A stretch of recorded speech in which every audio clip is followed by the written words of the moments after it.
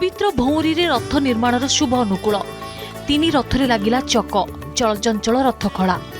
महाप्रभुंको बाहर चंदन यात्रार आज शेष दिन पवित्र भौरी तिथि रे रथखला संपूर्ण होइछि रथ निर्माणर गुरुत्वपूर्ण विधि।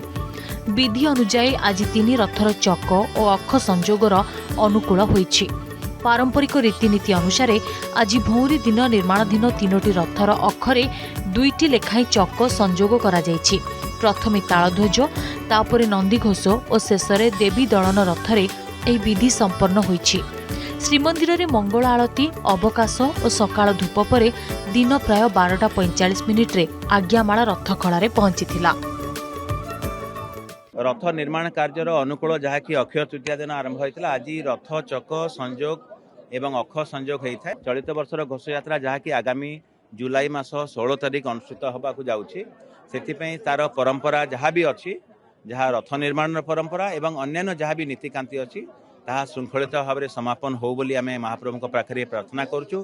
महाप्रभु आज्ञामाला पाइला परे आज समस्त आमर भोई सेवक माने आमर महाराणा सेवक माने कमार सेवक माने रूपकार सेवक माने समस्ते आज श्रृंखलित भाव में एवं समस्त प्रशासनिक अधिकारी पुलिस अधिकारी समस्ते रही आज ये कार्यक्रमटी सुरखुर होइछि। आगुकू मध्य रथ कार्य जो सब जरूरीकालीन कार्यक्रम अच्छी ताकू मध्य आमे करिबा। आज पूर्णावती करी आज चक आगे आम आसला से चकटी आम बाहर डेरिलु डेला गला से चकटी जेकि व्रत होइछि माने जे महाप्रभुकर आगे आम थुआ सते गोटे ब्रह्मबैता पड़ी से ब्रह्मबैता लोक जब जानिबो चक ब्रह्मबैता पड़ी से चकटा कल व्रत होला से चकटा नागी अनुकूल तैयारी अनुकूल है तेणु से चकटी रथ निर्माण हम तार रथ चलना आ कौन असुविधा ना।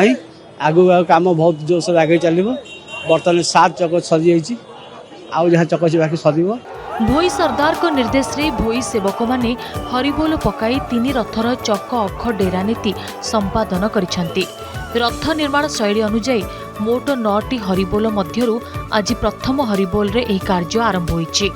आज 6टी चक डेरा जाइथिबा बेले बाकी 36टी चक को शीतल षष्ठी सुधा जोड़ा जिवो।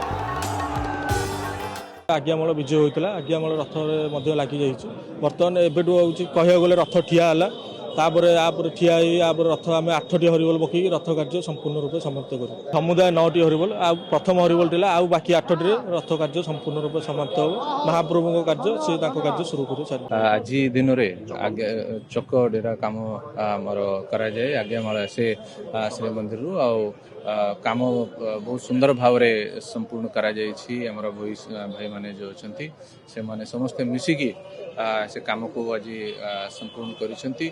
महाप्रभु कृपारे सब ठीक भाव में चली समस्ते समर्पण भाव में रथ निर्माण काम नियोजित होइछन।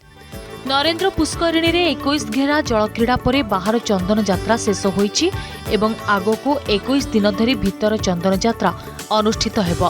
चलित वर्ष जोड़ा ज्येष्ठ पड़ुथिबारु महाप्रभु अधिक मासटीए शीतल उपचार रे रहिबे। पुरीरू वीडियो जर्नलिस्ट गणेश दास सह Priyadarshan Mahanti report Argus news.